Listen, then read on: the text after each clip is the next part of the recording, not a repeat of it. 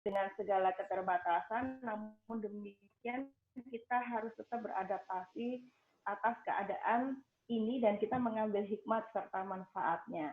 Baik, seperti halnya yang sudah disampaikan Bu Aglia terkait dengan portofolio. Nah, hari ini saya berbicara tentang portofolio ini.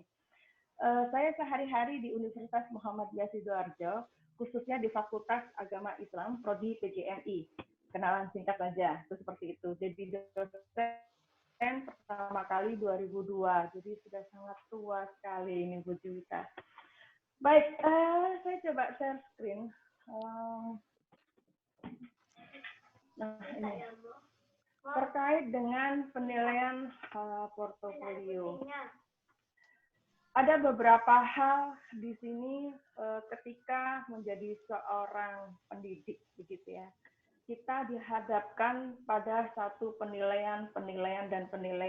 Namun demikian ketika kita berbicara terkait dengan portofolio itu sendiri, gitu ya, tentunya tidak hanya kita sebagai seorang guru saja, begitu ya, tetapi kita sebagai pribadi kita, di mana nantinya kita juga akan melamar satu pekerjaan.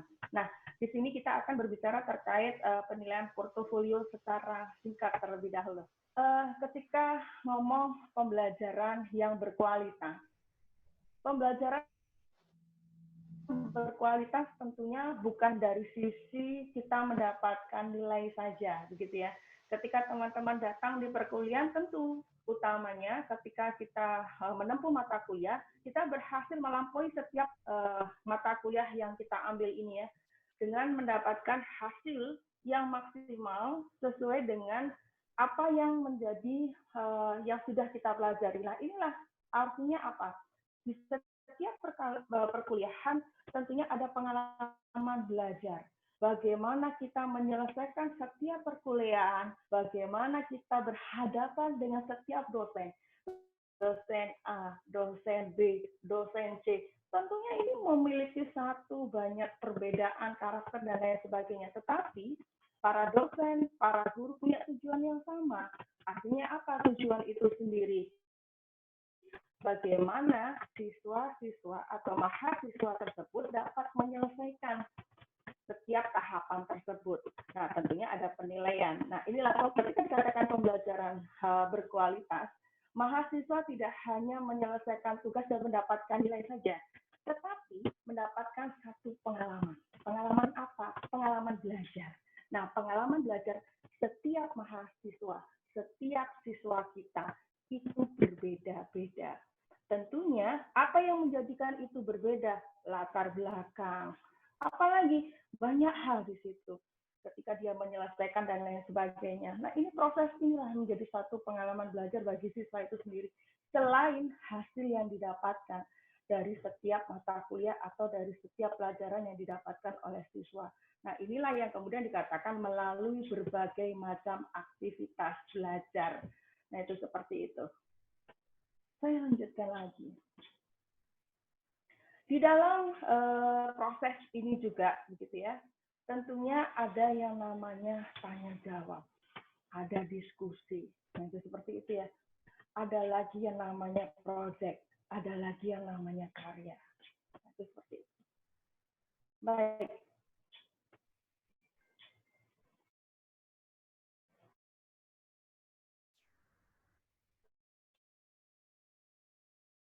Ini siswa dari satu proses pembelajaran. Siswa ketika nanti teman-teman mengajar ataupun ketika hari ini saja begitu ya, ini adalah satu aktivitas kegiatan belajar. Nah, setiap aktivitas yang dihasilkan siswa dari satu proses pembelajaran ini perlu tidak kita itu diawasi atau dinilai? Saya ingin tahu jawaban daripada teman-teman. Menurut teman-teman seperti apa ini? Halo, mungkin saya bisa dijawab perlu tidak? Ketika sampai melakukan satu pembelajaran itu, ketika sampai melakukan satu aktivitas apapun itu, gitu ya, dari orang lain untuk menilai atau melihat hasil kerja sampean. Sampean itu orang Jawa ya, teman-teman itu seperti itu. Perlu tidak? Kalian lah itu seperti itu. Perlu tidak? Halo, teman-teman bisa menjawab nih? Iya, Nanda bisa dijawab ya. Nanti biar Bu Ida tahu kalau Nanda tuh ada ya. Jadi jangan Ada, gambarnya saja ada tapi suaranya nggak ada. supaya saya bisa mendengar suara teman-teman Iya. ini, gitu ya. Halo, nah itu seperti itu. Nah artinya seperti ini loh teman-teman, gitu ya.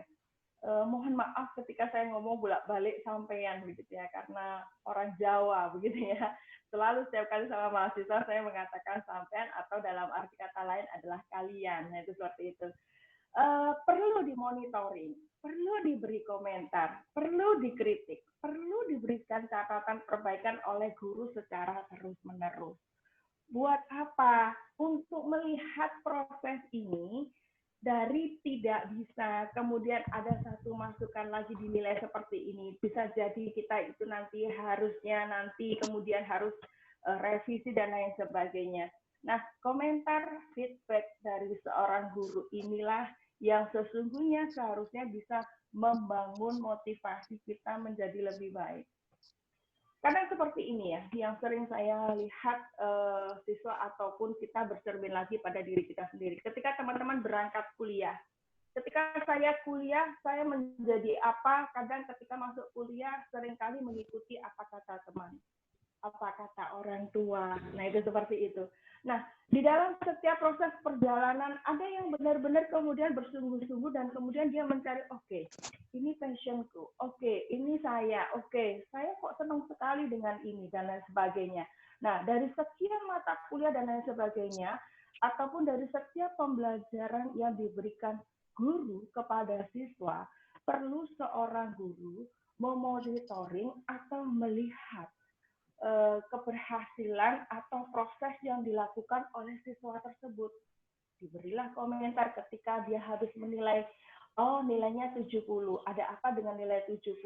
Pelajari lagi terkait dengan, nah itulah komentar-komentar yang kemudian seharusnya bisa dipahami oleh siswa untuk bisa menjadi lebih baik. Nah, apalagi ini mahasiswa, ada beberapa mahasiswa mungkin kita sama ya Bu ya, karena sekarang sudah mulai e-learning itu seperti itu. Semua tugas dikumpulkan melalui e-learning, kemudian Iya, secara langsung dosen memberikan penilaian, dan setelah memberikan penilaian kami langsung memberikan feedback di situ. benar. Nah, untuk menjadi catatan mahasiswa agar diperbaiki sehingga pada tugas berikutnya mahasiswa tersebut melakukan perbaikan. Benar, Nah, itu benar. seperti itu. Nah, pun demikian dengan siswa-siswa di SMP, SMA, dan seterusnya. Nah, inilah adalah pengalaman belajar yang akan terus disempurnakan. Artinya, hari ini kita di semester 1, besok kita di semester 2, inilah dilakukan sebuah monitoring terus seperti itu. Hingga akhirnya nanti teman-teman di semester 8 harus yang namanya menyelesaikan skripsi. Apakah kemudian pembelajaran selesai? Gitu. Belum. Itu baru awal. Awal apa? Awal titik awal teman-teman menapaki satu kehidupan baru yang kemarin adalah proses belajarnya untuk selesai S1. Nah, itu seperti itu. Nah, inilah pengalaman belajar yang terus-menerus disempurnakan. Hari ini, besok kita terus upgrade. Apakah Bapak Ibu dosen juga melakukan seperti itu? Iya. Sebelum kami begitu ya bertemu dengan teman-teman secara online, kami di Unsida misalnya seperti itu. 2 minggu Bapak Ibu guru, Bapak Ibu dosen ini harus belajar nak gitu ya. Belajar seperti apa? Seperti kalian.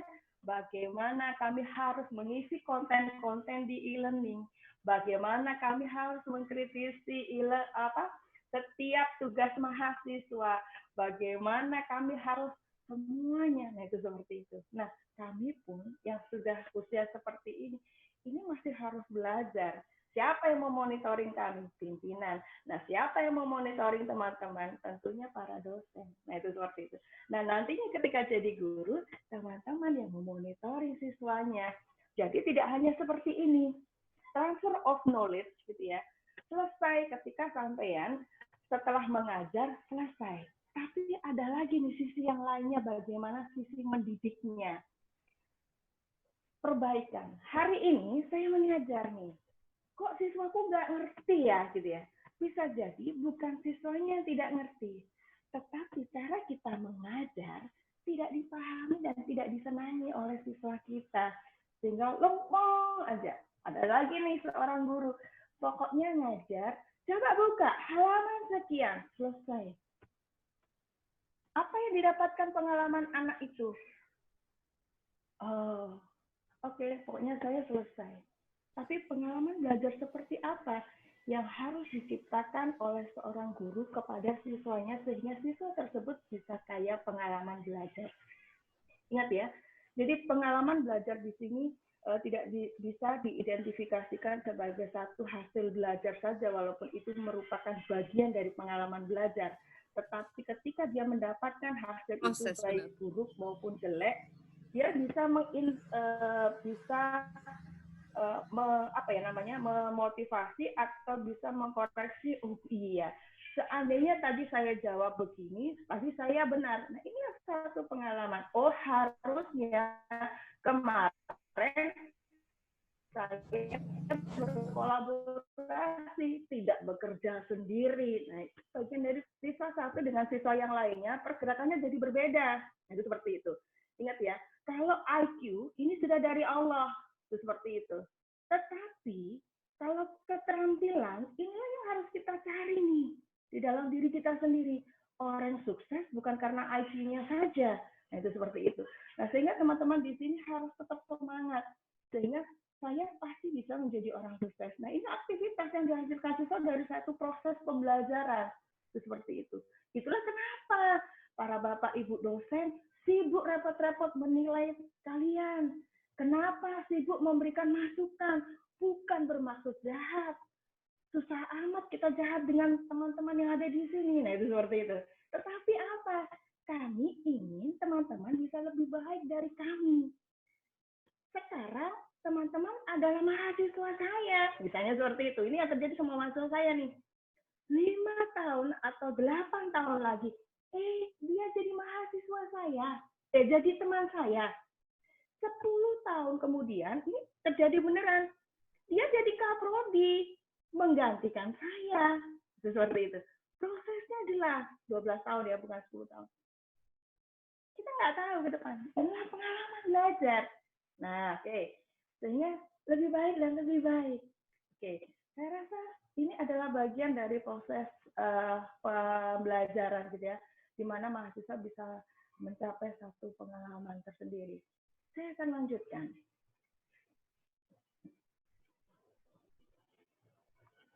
Bentar ya. Ini ada problemnya. Oke, satu stop share. Nah, apakah teknik evaluasi yang tepat digunakan untuk memonitoring aktivitas siswa? Salah satunya adalah portofolio. Saya bilang ini adalah salah satunya.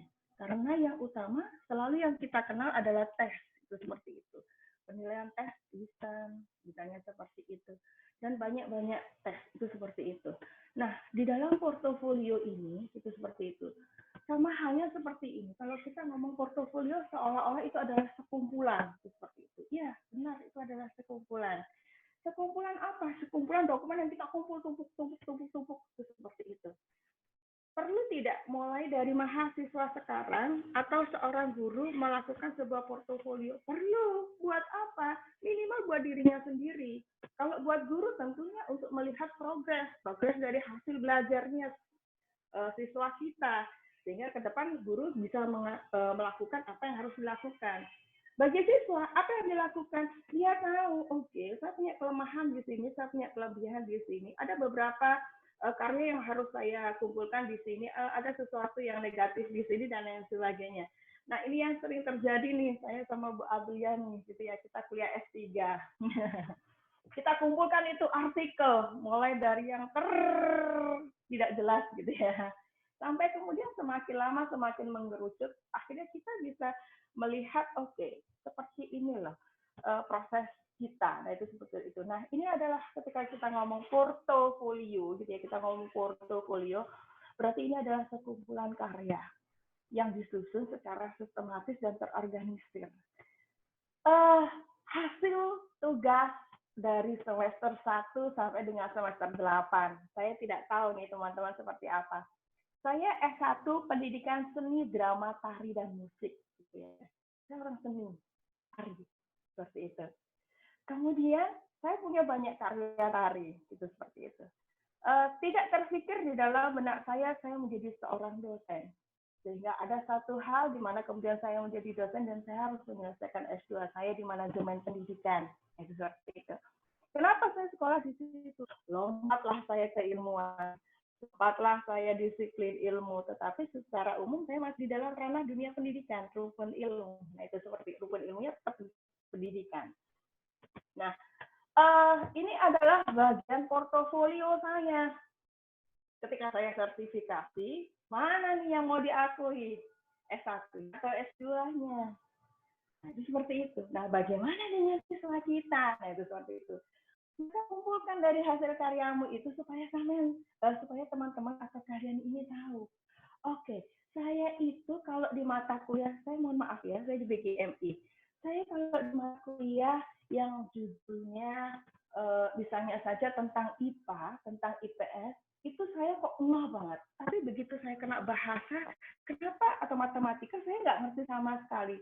Nah, ini adalah bagian yang harus dikumpulkan. Itu seperti itu. Bu, apakah itu bagian dari portofolio? Nanti kita lihat jenis-jenis portofolio itu ada berbagai macam. Nah, itu seperti itu.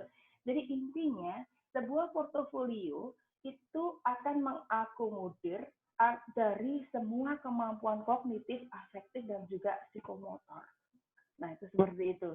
Nah, terkait dengan itu juga, manfaatnya apa ketika kita sudah berhasil melakukan penilaian portofolio itu tadi? Gambaran utuh tentang siapa? Tentang siswa kita. Kalau buat siswanya, Bu, apakah siswa juga bisa mengumpulkan portofolio? Kita lihat dulu jenjang pendidikannya. Ketika dia di TK dan SD, tentunya gurunya yang mengumpulkan. Ketika di SMP, boleh itu sudah mulai dibimbing sedikit demi sedikit. Ketika mahasiswa, alangkah baiknya teman-teman mulai sekarang sudah mulai mengumpulkan portofolio. Kalau teman-teman melihat di internet, itu sudah ada banyak itu aplikasi untuk portofolio, tempat teman-teman menyimpan, gitu ya. Hasil jejak, gitu ya, rekam jejak teman-teman. Namanya e-portfolio ya Bu Ida ya? Benar, namanya e-portfolio, portofolio e-learning, itu seperti itu. Rugi tidak? Oh tidak. Kenapa? Nanti kalau nggak tahu ya, kalau mahasiswa kan ada sketch juga ya Bu ya, ada sketch yang dimana mengumpulkan kalau mau skripsi itu. Jangan cari-cari, Mama, di mana ini sertifikatku? Mama, di mana? Tidak. Memanage dirinya sendiri kalau mau jadi orang yang sukses. Bu, saya setelah lulus saya mau jadi istri saja. Halo, seorang istri pekerjaannya juga banyak. Mengumpulkan semua apa yang ada di dalam rumah. Ijazah anak-anak itu semuanya kalau tanya ke siapa? Ke mama. Seperti itu. Apalagi banyak hal. Nah, inilah penilaian autentik gitu ya. Jelas. Pencapaian hasil belajarnya optimal. Menumbuhkan motivasi belajar siswa. Kenapa? Siswa melihat itu semua hasilnya. Sama dengan kalau ngomong portofolio paling gampang, kita lihat album lah, gitu ya. Atau lihat aja tuh Instagram, atau lihat galeri teman-teman. Benar. Ya. Biasanya kalau mau ketemu sama cowoknya, foto, set kanan, bawah, atas, set semuanya. Biasanya kalau di Instagram kita ngumpulin koleksi foto dan video ya Bu Ida ya. Tapi kalau di e-portfolio, nah, itu juga kumpulan dari tugas-tugas yang nanti bisa kita lihat kapanpun kita mau. Betul. Jadi nanti proses penilaiannya juga gampang ya Bu Ida ya. Betul. Sehingga ke depan teman-teman itu ketika mungkin di tempat kerja membutuhkan apa, itu tinggal dibuka. Oh iya, aku pernah simpan. Nah, itu seperti itu. Nah, mungkin pembiasaan ini yang belum membudaya, intinya ke dalam diri kita sendiri. Nah, itu seperti itu. Keterlibatan orang tua dalam belajar anak, iya betul. Ketika ada penilaian portofolio, orang tua tuh melihat gitu ya. Kalau SD, SMP, TK gitu ya, orang tua kan langsung melihat tuh hasilnya anaknya. Nah, itu seperti itu. Oh, anakku seperti ini.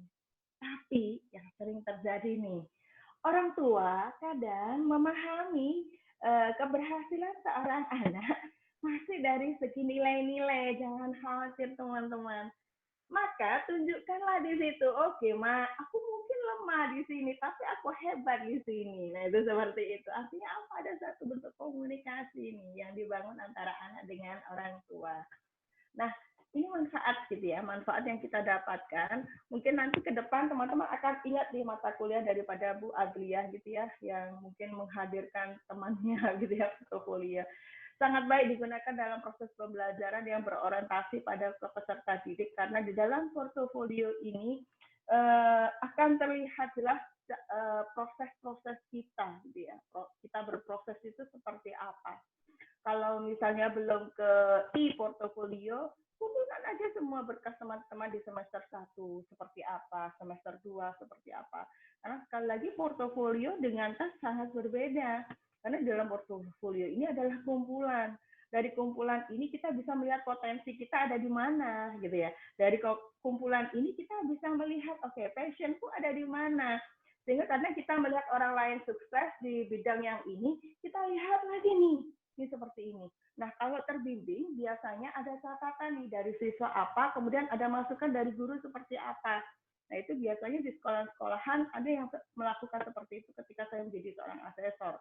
Tapi tidak banyak juga guru yang melakukan portofolio terhadap peserta didiknya. Nah, itu seperti itu. Sehingga seringkali berkas-berkas itu tercecer. Nah, ini hasil karya dari portofolio itu macam-macam gitu ya. Dikatakan apa yang mau kita jadikan portofolio itu. Oh, bisa jadi itu adalah laporan penyidikan. Kenapa? Sifatnya di situ ada satu proses, ada satu banyak hal di situ, eksplorasi, argumentasi, analisis, dan lain sebagainya. Ada produk digital yang bisa terlihat, nah itu seperti itu ya. Sehingga dari situ bisa menjadi satu rekam jejak teman-teman pernah membuat yang namanya aplikasi, pernah membuat yang namanya game, dan lain sebagainya.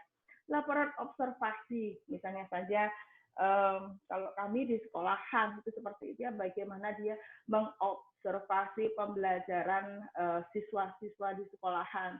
Kalau teman-teman, kalau informatika seperti apa ya kaitan dengan laporan observasinya, kira-kira saya mungkin bisa dengar nggak nih dari suara teman-teman, supaya saya nggak terlalu bersuara terus nih, biar nggak seperti penyiar berita.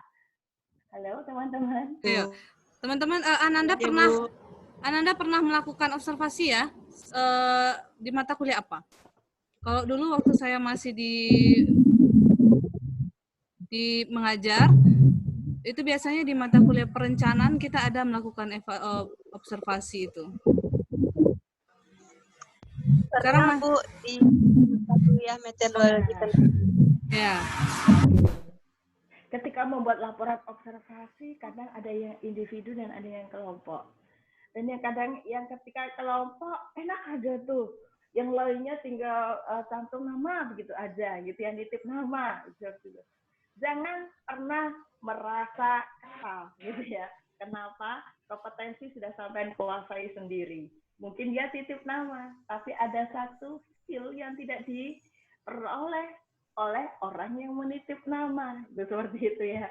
Kalau saya prinsipnya seperti itu ketika saya belajar. Semakin saya dititip nama, oke lah, nggak ada masalah gitu ya. Oh, nanti yang ngasah skillnya, keterampilannya saya, yang pinter saya. Kamu cuma dapat nilai gitu ya. Tapi saya punya pengalaman belajar gitu, seperti itu. Walaupun itu tidak bagus, tapi kan kadang banyak tuh teman-teman yang maksa-maksa, terusnya kita nggak tega gitu ya. Ini sama juga dengan kita saat ini ya Bu Ida ya. Saat kuliah online seperti ini, biasanya dosen itu ya, ada juga mahasiswa yang bilang, ibu ini selalu saja ngasih tugas, tiap minggu tugas terus, tiap minggu tugas ini, tugas itu. Ananda jangan salah ya, karena mungkin saja dosennya melakukan penilaian portofolio ini.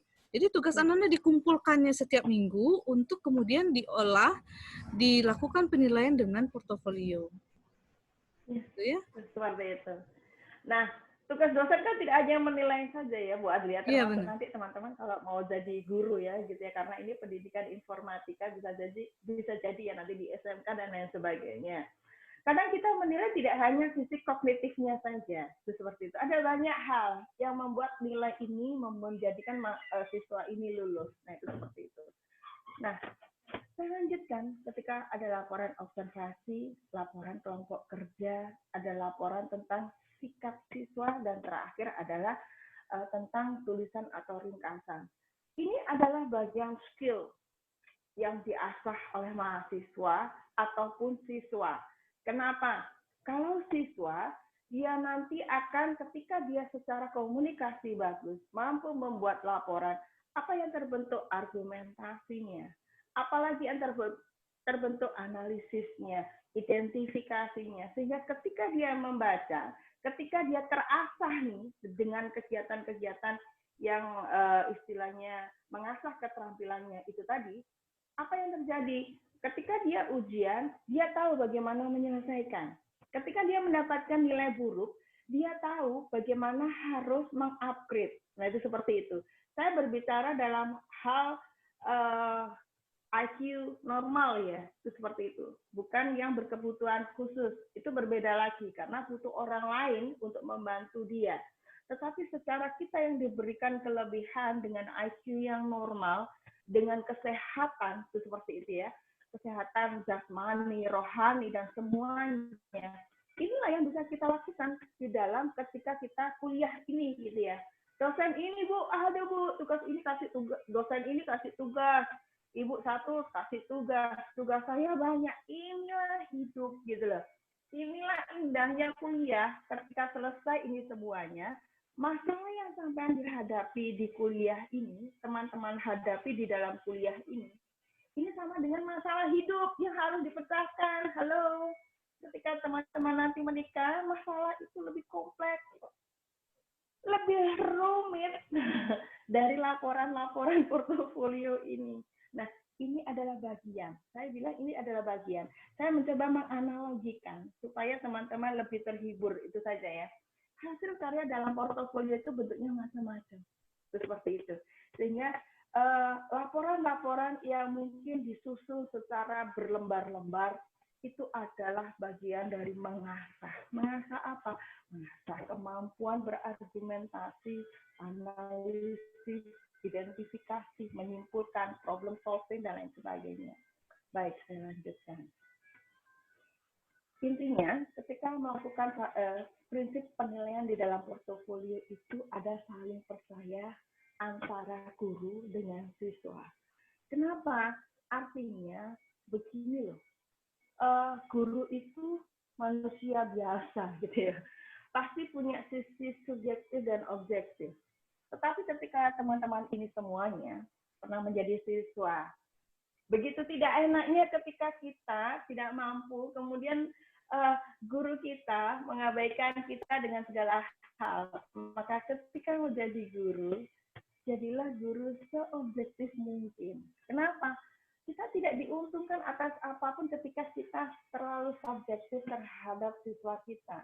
Kalau saya selalu mengajarkan seperti ini. Apa yang kita lakukan ini adalah kita harus seimbang. Seimbang kehidupan di dunia dan kehidupan di akhirat. Ketika mengajar seorang, kerjakan ini selesai, tidak ada profesi yang dibangun di situ. Kita bertanggung jawab sama Allah seperti apa. Nah, seperti itu. Kita kembalikan ke sana. Prinsip penilaian portofolio memang harus saling percaya bahwasanya apa yang dilakukan oleh dosen kita, apa yang dilakukan oleh guru kita, apa yang dilakukan teman-teman nanti menjadi guru kepada siswanya, itu memang benar-benar objektif dan tidak akan istilahnya dibongkar, ditunjukkan ini terlalu jelek banget, enggak. Oke, ada keterbukaan di sini.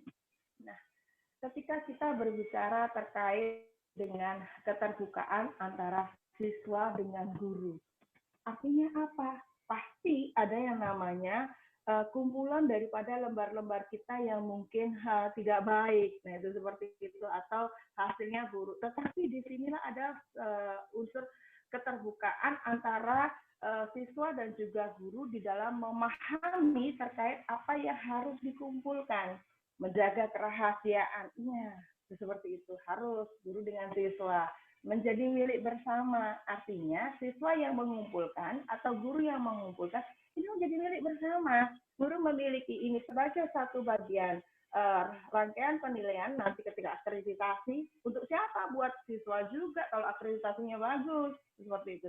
Siswanya punya portofolio buat siapa? Buat dirinya sendiri, apalagi mahasiswa nih seperti itu. Ada satu kepuasan dan kesesuaian antara apa? Antara yang dilakukan dengan yang menjadi target. Artinya portofolio ini tidak hanya sekedar dikumpulkan, tetapi apa yang menjadi tujuannya ini jadi sesuai.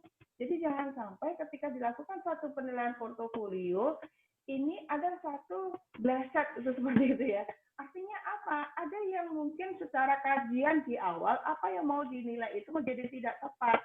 Rubriknya tidak tepat, apapun itu menjadi tidak tepat. Nah, itulah yang kemudian bisa jadi kalau sama murid yang mungkin sudah SMK, ketika membuat portofolio, membuat rubrik itu bisa berbasis kesepakatan. Kalau yang kami lakukan atau yang saya lakukan ketika saya harus berhadapan dengan siswa saya yang SMA, SMP, itu seperti itu. Bu, pernah ngajar? Pernah. Pertama kali saya harus menjadi guru SD. Setelah itu saya belajar menjadi guru TK, menjadi guru SMP, terakhir SMA, dan terakhir 2006 saya harus memilih menjadi dosen atau menjadi guru. Saya tinggalkan NUPTK saya dan saya harus berkata, oke, saya dosen. Dan seperti itu. Dari apa? Dari portofolio kita, dari jejak rekam kita semuanya. Seperti itu. Oke, kemudian ada budaya. Budaya apa?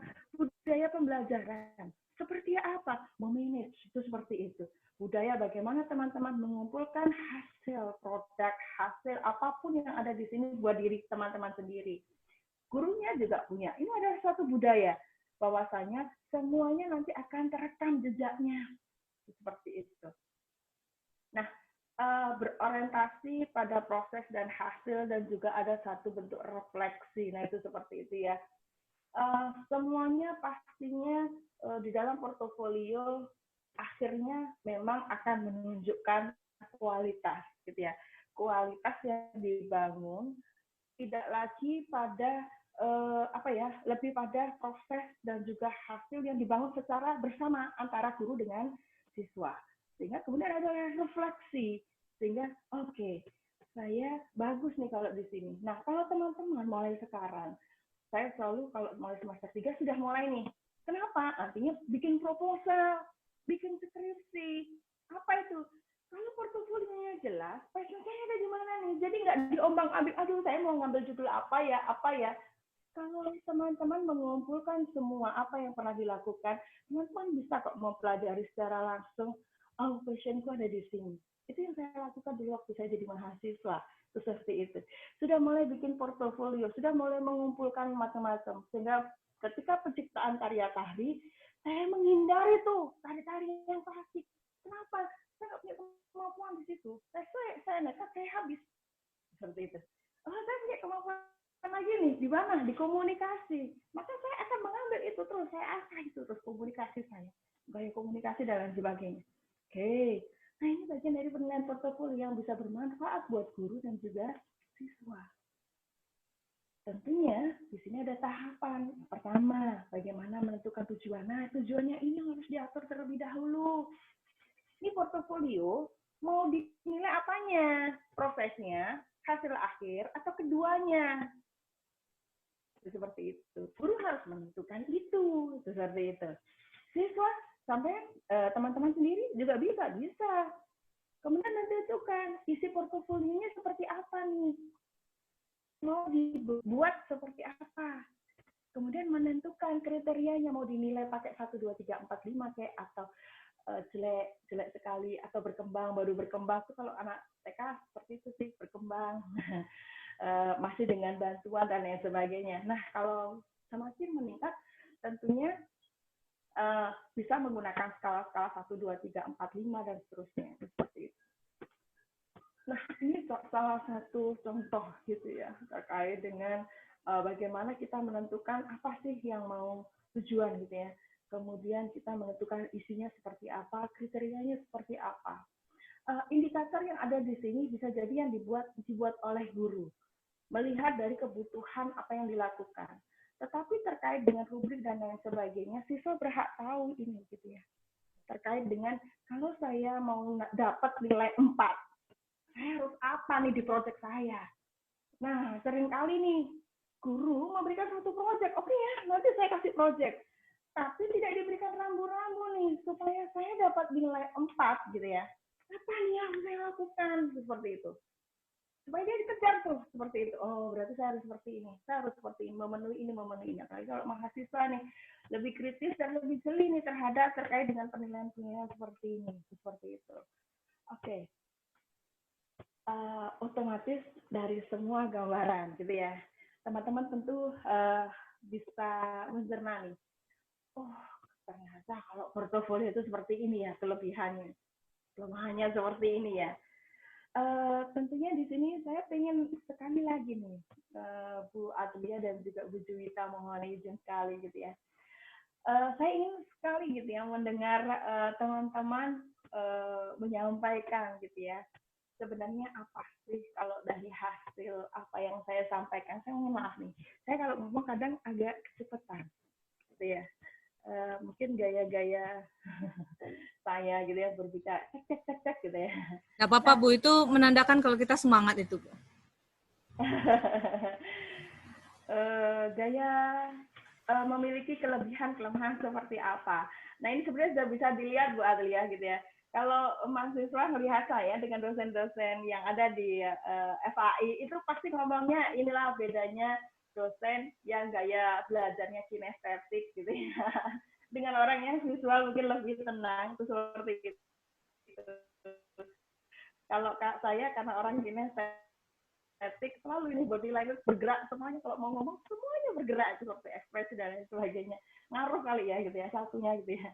Oke teman-teman, mungkin ini ya gitu ya, apa perbedaan portofolio dengan manfaat e-portofolio. Mungkin ini dulu saya ingin diskusi nih gitu ya dengan teman-teman nih terkait dengan apa yang saya paparkan, tapi dalam hal ini saya hanya berbagi ilmu saja, karena saya yakin teman-teman dengan segala apa ya istilahnya kemampuan digitalnya tentu bisa melihat banyak ini di internet sudah tersaji seperti itu. Nah, hasil dari kita share keilmuan gitu ya, kira-kira apa ya kelemahan dan kelebihan dari portofolio bagi seorang guru gitu ya, dan juga siswa sebenarnya apa sih kelebihannya? Sama dengan begini nih, paling sulit yang kalau saya tanya ke mahasiswa, coba sebutkan 3 kelemahan. Coba lebih cepat yang mana? Kelemahannya dulu apa kelebihannya? Coba nih Mbak Rani nih, coba Mbak Rani, aku pengen dengar suaranya Mbak Rani. Rani, kalau kamu disuruh menyebutkan 3 kelebihanmu dan 3 kelemahanmu di dalam otakmu sekarang, cepat aja. Kamu lebih cepat yang kelebihanmu apa kelemahanmu? Kelemahan, Bu. Kelemahan. Coba nih, saya pengen tahu Lisa. Lisa, coba 3 kelemahan dan kelebihan kamu. 3. Coba sebutkan apa kelemahan dan kelebihan kamu. Jangan disebutkan di sini. Lebih cepat mana? Kelemahan atau kelebihan?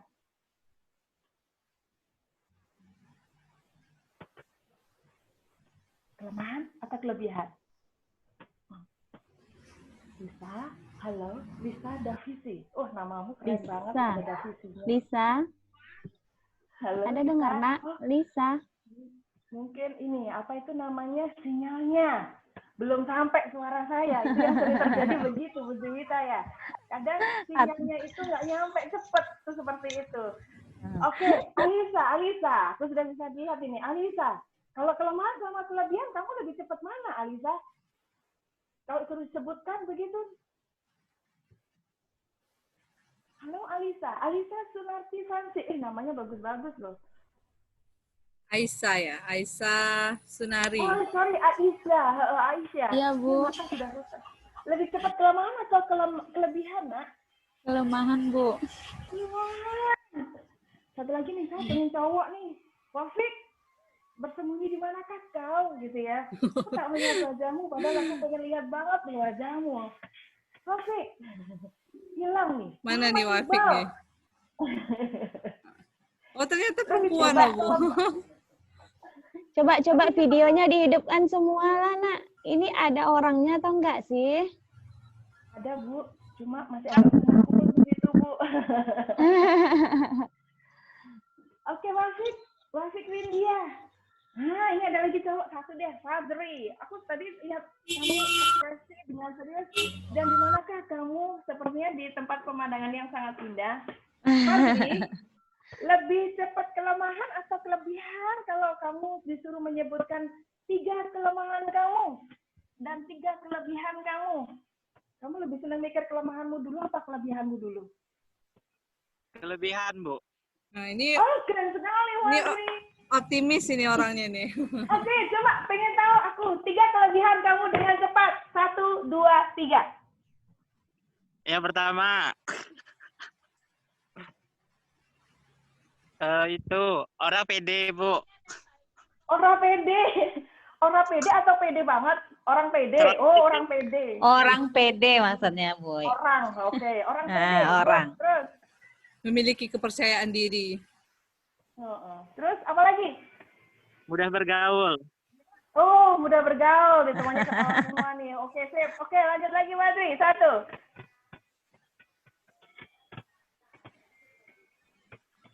Satu lagi, Fajri.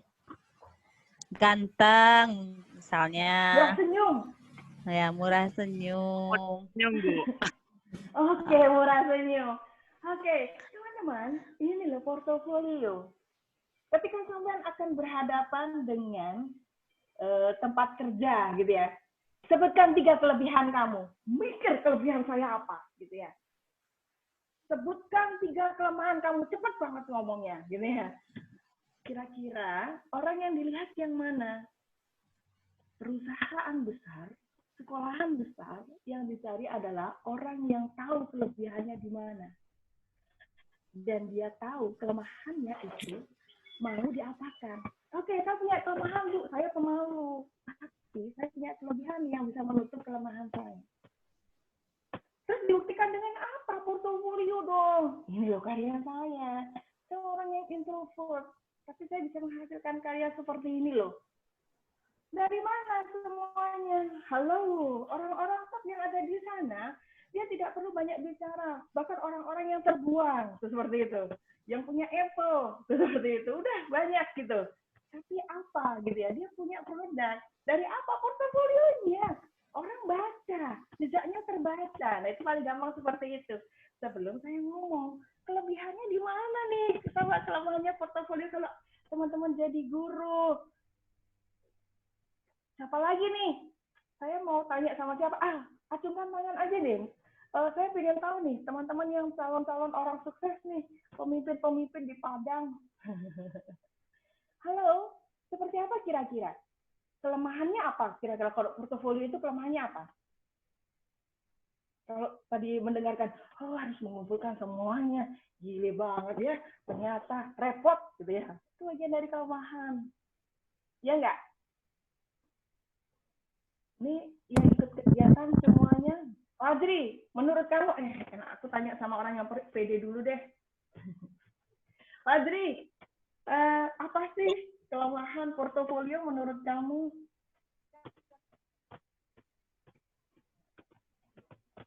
Kelemahannya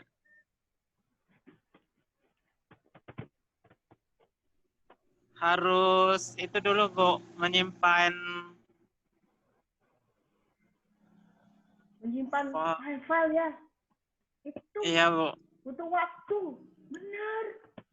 Seperti itu. Sangat butuh waktu. Tapi ketika kita sudah terbiasa menyimpan semuanya itu, maka itu akan semuanya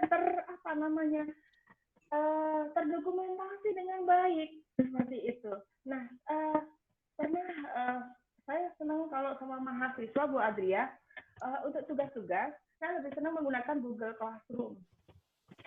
Semua file di situ, baik video atau apapun, itu bisa tersimpan. Nah, itu seperti itu. Artinya apa? Jejak rekam mahasiswa ini semuanya terlihat di sini, termasuk jejak dirinya sudah mengirimkan apa saja ke dosennya. Nah, itu seperti itu. Coba saya coba cek sponsor. Nah, itu daripada salah satu kelemahan. Bagaimana dengan kelebihan portofolio? Apa yang bisa kita dapatkan? Halo, ada yang mau menjawab? Maharani, ada yang namanya Maharani ya di sini ya? Atau wala andela? Saya ingin kenal loh, saya suka sekali nih dengan Orang Padang. Bu Ida nih paling senang nih sama orang Padang. logatnya luar biasa loh.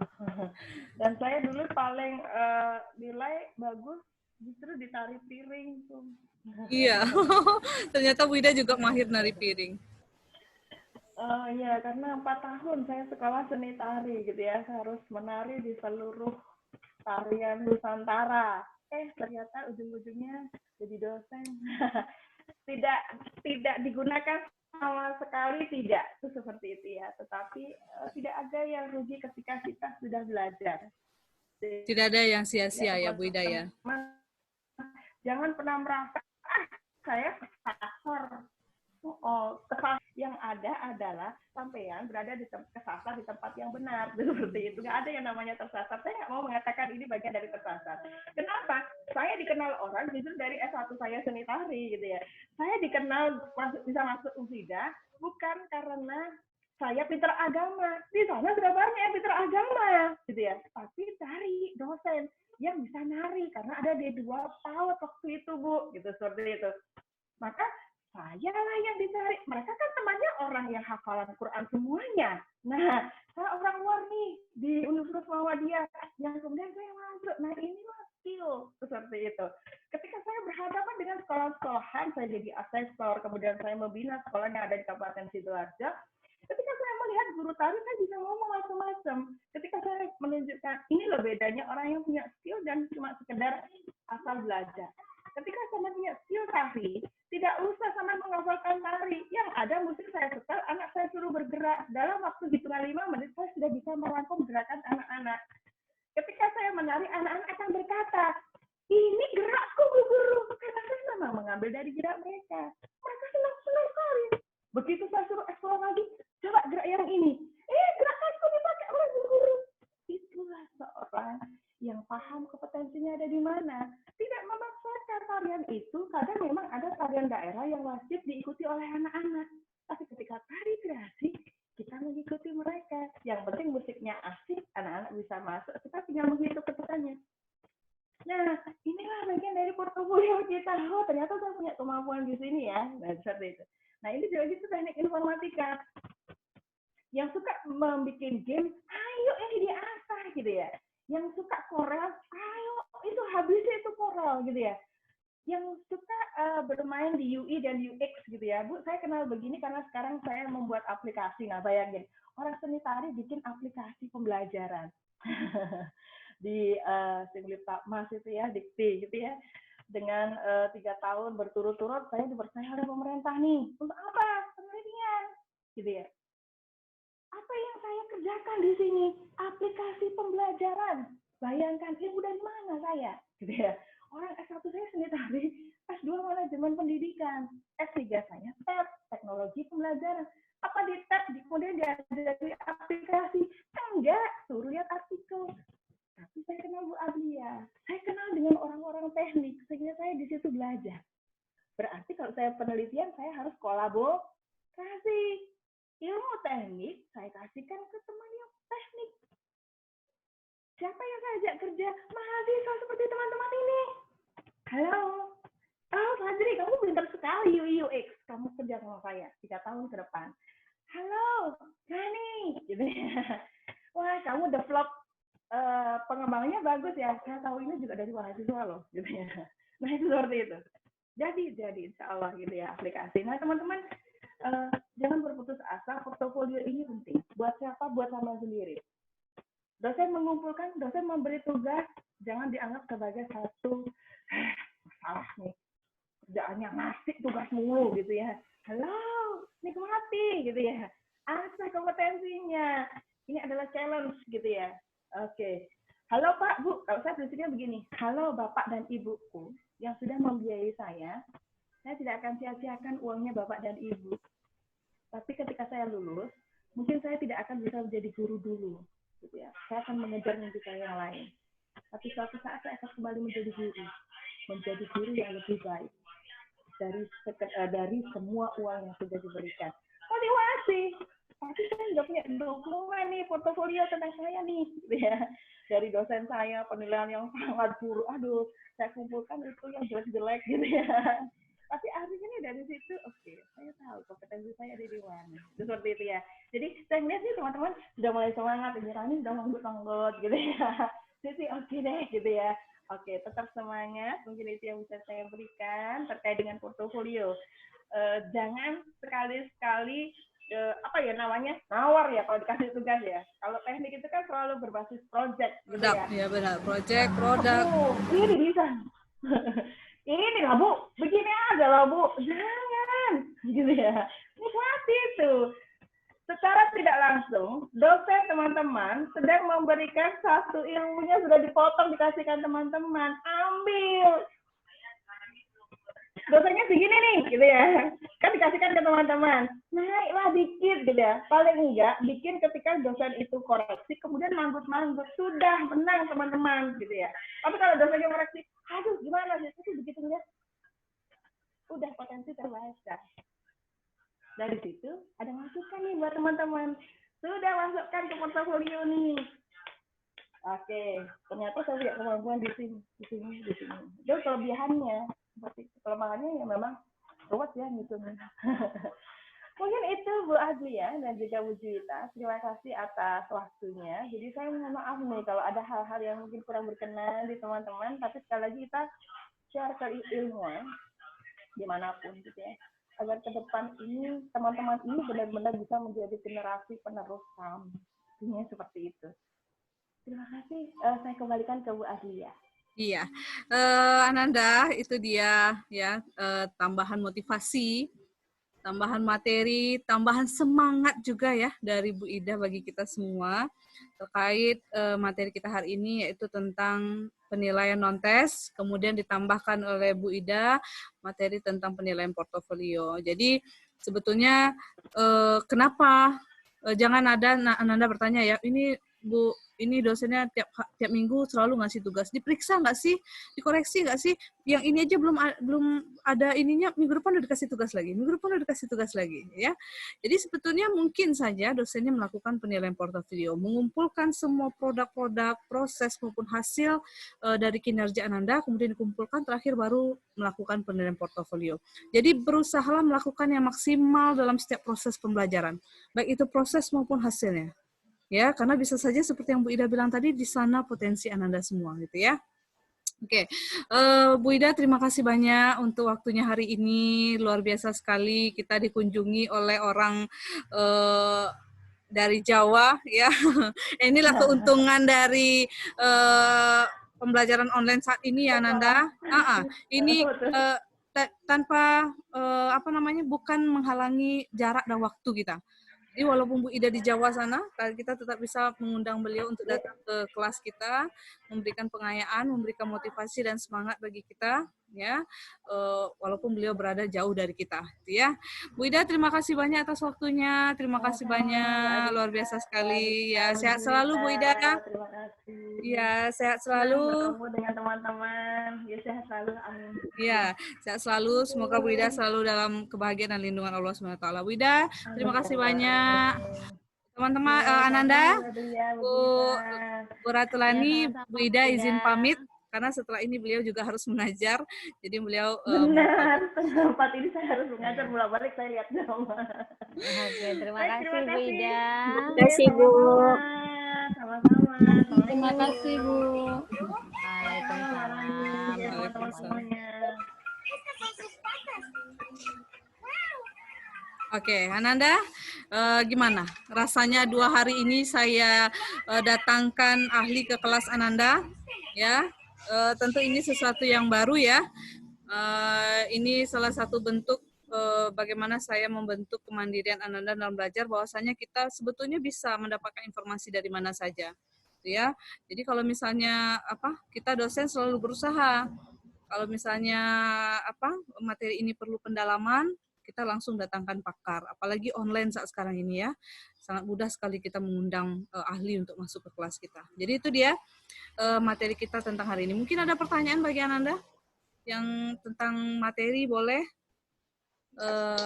Atau sudah paham semua? Ini pertemuan kita ke-7 ya, Bu Alfi? Ke-6. Ke-6 ya? Ke-7 minggu depan, setelah itu baru kita meet. Ini 2 minggu sebelum meet ya? Iya.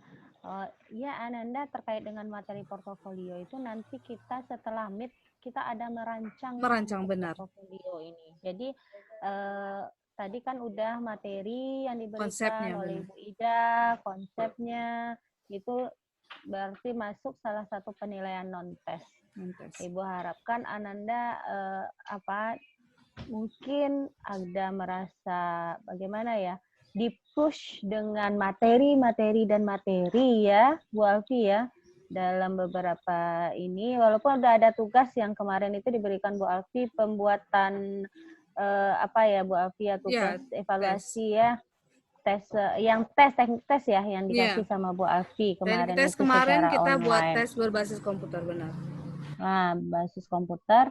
Nanti untuk non-tes kita juga ada tugasnya dan itu Ananda merancang juga. Nah, nanti hasil rancangan akan kita presentasikan. Jadi, kalau ada materi yang terkait dengan teknik non-tes ini, silakan kalau Ananda ada yang mau ditanyakan.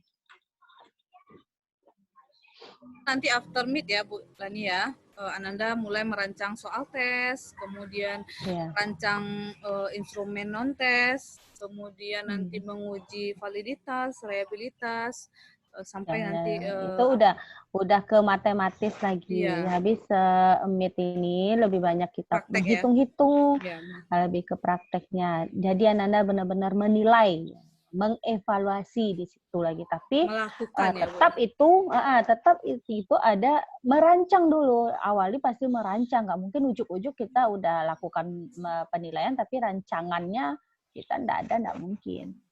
Berarti harus, kalau mampu merancang, berarti kognitifnya juga harus paham dulu ya.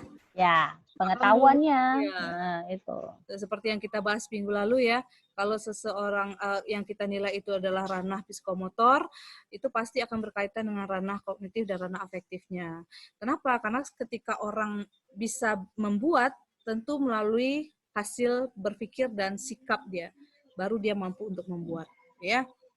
Ya. Oke ya, saya kira Ananda ini paham ini sepertinya materi kita hari ini. Kalau untuk materi, insya Allah Ananda yang dikatakan Bu Ida tadi ya, Ananda apalagi orang informatika, buat Ananda kecil lah cara untuk mendapatkan cincai ya, untuk mendapatkan materi, googling, browser Ananda. Ibu agak bindeng nih suaranya ya, lagi flu. Untung Ananda nggak deket sama Ibu, kalau nggak dibilang lagi kena corona Ibu ini. Ya, jadi Ananda untuk materi, kalau misalnya memang Ananda ada yang diragukan, silakan tanyakan, bisa di grup kita juga. Kalau Ibu Alfi yang bisa jawab, Bu Alfi yang jawab. Kalau nggak Ibu yang jawab, atau Ananda juga bisa browsing. Oke, ini searching, in English searching.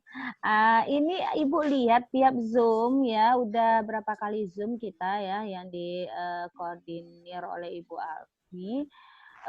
Ananda videonya banyak yang mematikan video. Ibu nggak tahu masalahnya Ananda itu apa. Dan juga kadang hilang-hilang simbol, apakah memang benar-benar sinyal masalahnya, atau Ananda ini karena belum mandi mau kuliah, makanya malu untuk menghidupkan video. Apakah Ananda sedang tiduran di tempat tidur, belum pakai jilbab bagian cewek yang berjilbab, atau bagian cowok belum sikat gigi, makanya malu hidupin video. Nah, itu untuk kedepannya tolong diperbaiki. Karena orang bagaimanapun dia akan merasa dihargai ketika kita memperhatikan ketika kita melihat. Tapi kalau misalnya memang ada sebentar Ananda menerima telepon, kemudian Ananda matikan videonya, mungkin itu nggak apa-apa. Sama kayak halnya Ananda izin keluar kelas sebentar. Tapi ini dari awal Ibu lihat banyak yang mematikan video, dan itu lama. Sampai sekarang pun Ibu lihat masih banyak yang mematikan video. Kalau yang mematikan video ini ternyata hanya namanya aja ada di sini, ya udahlah.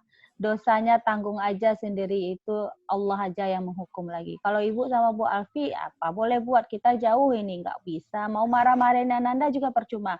Karena dalam pembelajaran itu, teori Gagne mengatakan orang yang dewasa itu tidak perlu dimarah-marahi lagi.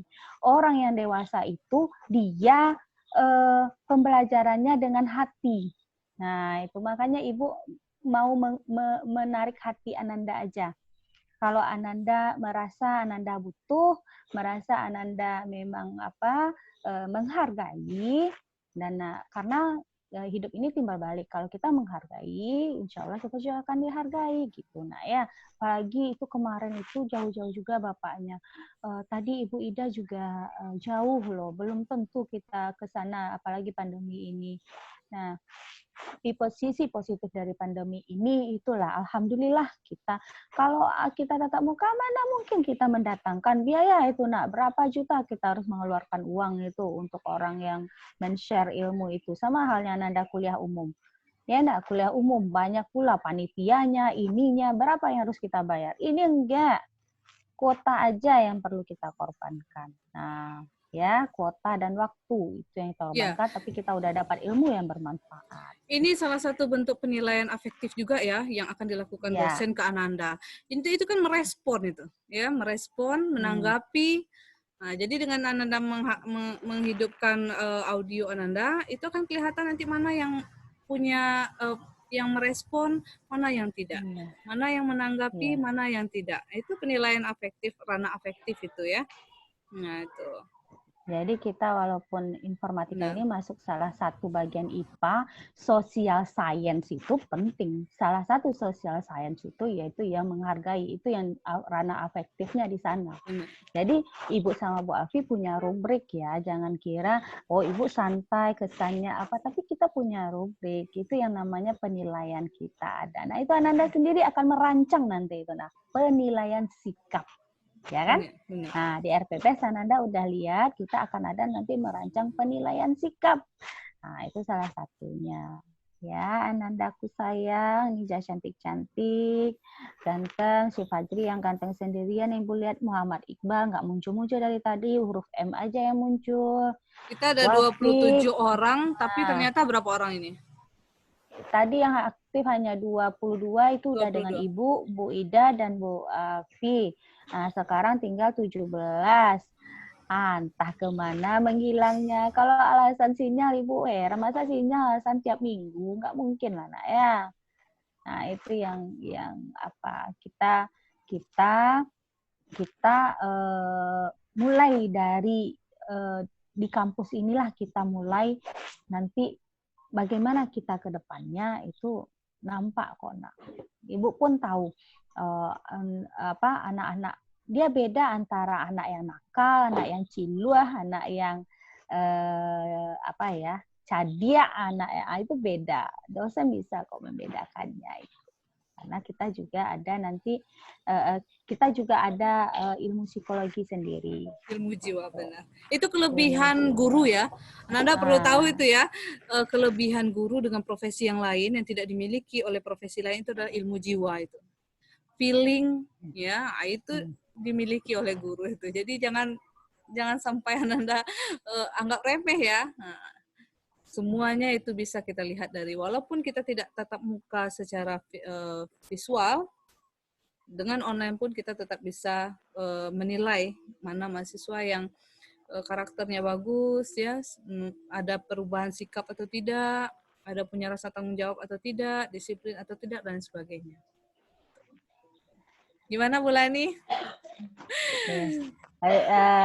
itu memang tujuan Ibu hari ini karena Ibu mau mengetuk hati Ananda ya. Insya Allah mudah-mudahan kedepannya kita ada perubahan, sama-sama memperbaiki diri. Itu bedanya kita manusia dengan makhluk lain. Tiap hari, tiap waktu, tiap menit itu ada perubahan, itu ada perbaikan diri. Tuh. Oke, Ananda aku sayang. Oke, Ananda. Bu Alfi, silakan. Ya, itu dia materi kita hari ini, proses pembelajaran kita hari ini. Untuk tugas portofolio nanti ya setelah after meet. Jadi untuk hari ini tidak ada tugas, tapi Ananda tolong disempurnakan lagi tes berbasis komputernya, ya, karena itu akan menjadi proyek akhir sebelum meet ya di mata kuliah evaluasi pembelajaran ini. Ya Ananda ya. Jadi kemarin apa yang sudah disampaikan Pak Wahyu dipahami, kemudian diperbaiki lagi, direvisi lagi produknya. Ya, produk akan saya kumpulkan minggu depan di pertemuan terakhir sebelum kita mid semester. Jadi tolong Ananda perbaiki dengan baik, gitu ya. Itu saja Bu Lani untuk hari ini. Terima kasih banyak Ananda atas waktu dan partisipasinya, atas semangatnya hari ini, ya. Atas kuotanya juga hari ini yang sudah menghidupkan videonya. Terima kasih banyak. Bu Ida sampaikan salam untuk kita semua, ya. Mudah-mudahan beliau berharap sekali bisa nanti bertemu visual dengan kita, ya. Insya Allah, amin. Oke, itu saja untuk hari ini Nanda. Terima kasih banyak Bu Lani, Ananda semua. Saya tutup perkuliahan kita hari ini. Banyak maaf kalau ada yang salah ya. Saya tutup perkuliahan kita dengan Assalamualaikum warahmatullahi wabarakatuh. Waalaikumsalam warahmatullahi wabarakatuh.